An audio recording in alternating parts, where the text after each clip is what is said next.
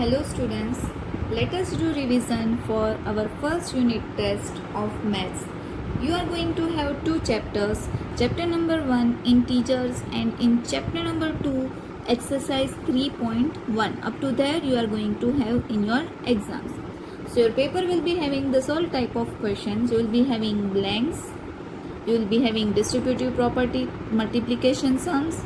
Evaluate means here you will get the multiplication, division, addition, subtraction of integers all together, and factorization you will be getting, and word problems. So this all questions you will be having in your exam. Now blanks you will be having, which you all have written notes. The notes, when I was explaining, I was giving you some important topics, hints, so that all things will be coming in your blanks. Now distributive property, let us understand. Okay, so here is the distributive property. What is distributive property? See, distributive property is nothing but a short method for multiplication. If you want to multiply the numbers, it will give you the answer very easily. See, here is the formula. A multiply B plus C is given. Then what we are going to do, we will distribute this A to B, means A multiply B plus A into C. So this way you will solve this type of sum. Now this is just the formula. Let us do it practically so that you can understand. 25 into 101. Now this 101 we will take it as 100 plus 1 to make this easy. So this we will take as 100 plus 1. So now this, see, this one and this one became same, this formula. Now what you are going to do, you will distribute this 25 to both of these numbers. So 25 multiplied by 100 plus 25 multiplied by 1. So you will get 2500 plus 25. So your answer will be 2525. So here what we have done, we did not multiply these numbers, but easily orally we did this and we get the answer. So this is the use of distributive property. It is very important and it will be useful in your further studies also. Now suppose if you are having this kind of question, then if you will see properly, here this minus 25 is common. So we will take this out, minus 25 we will take it out as common. Then you will do the multiply sign. Now this 65, here it is plus 35 you will do. What we have done, reverse of the previous sum. We have in the first sum we distributed, in the second sum we taken out minus 25. So if you take out minus 25, the 65 and 35 will remain and in between plus will come. If here minus is given, then minus will come. So minus 25 multiply by, if you will add this 65 and 35, you will get 100. So 25 into 100, orally you can do 2500 plus into minus. So 25 minus 2500 is your answer. So this is distributive property. Now you will be getting evaluate sum. Evaluate sum means you will be getting addition, subtraction, multiplication, division, all kind of sums you will be getting together in that. Now let us solve these three sums. Minus 5 plus into bracket minus 2. Plus minus will become minus.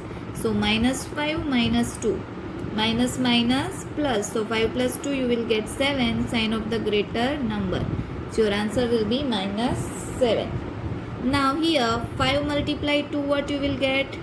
10. Minus plus 10. Similarly 15 divided by 3, what you will get? 5. Minus plus minus. Rules you know very well. If two minuses are there, you will be adding it. Plus minus will become minus. Minus plus will become minus. And plus plus plus. These are the rules. This video is already there in the video YouTube, so you can see the video if you are still having confusion in addition and subtraction of integers. Okay, so evaluate sums will be having this. Now let us understand prime factorization. Okay, now prime factorization means you will be writing just prime numbers. What are prime numbers, students? Prime numbers means which have only two factors like 2, 3, 5, 7, 11, like this. This all are the prime numbers. Why I did not write 4? Because 4 factors are 1, 2 and 4. Here 3 factors we got of 4. So 4 will not come in prime number, that is composite number. If you have more than 2 factors, it is composite number, and these are the prime numbers. So prime factorization means you will be given one question. Let us take example 100. You have to find the prime factors of this. This you have already studied in standard 6, in standard 5th. So once more let us revise it for those who forgot. So here you will always start with 2. Always you have to start with 2. If it is not divisible with 2, then you will go for the next prime number 3. If it is not divisible with 3, then you will go for the next prime number 5. Like that you will be going for the next prime numbers. So here if you will divide 100 by 2, you will get 50. If you will divide 50 by 2, you will get 25. If you will divide 25 by 5, you will get 5, and 5 ones are 5. So this all are our prime factors. Okay, these are the prime factors. How you will be writing? 2 multiply 2 multiply 5 multiply 5. If I ask you to write in exponential form, how you will write? This 2 is 2 times, so 2 raised to 2 multiply 5 raised to 2. So this is your exponential form. What it is called? Exponential form. And this is product form. If I ask you to write product form, you will be writing like this. If I ask you to exponential form, you will be writing like this. Let us take one more example.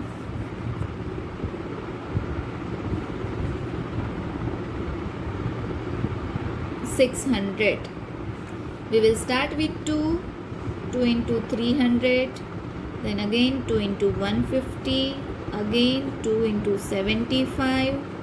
Now 75 will come in 3's table. If you will divide it with 3, you will get 3 25s. Now 25 is 5 5s.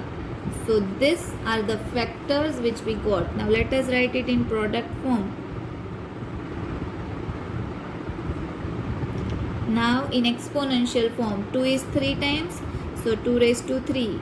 3 is 1 time, 3 raised to 1. And 5 is 2 times, so 5 raised to 2. So this is our exponential form. So this way you are going to solve exponential form prime factorization. Then you will be having word problems, students. Word problems will be from integers chapters. That marks sums are given, then degree sums are given, then bags, rupees sums are given. So that all word problems you have to go through it. From that you will be having question of word problem. In word problem you will be forming the equation and then you will get the answer. So you can practice this all kind of sums. All the sums are given in your textbook. Practice in it and prepare well for your exams. Write your paper in neat and clean handwriting, and like this you have to show the proper method in each questions. Okay, bye bye, have a nice day.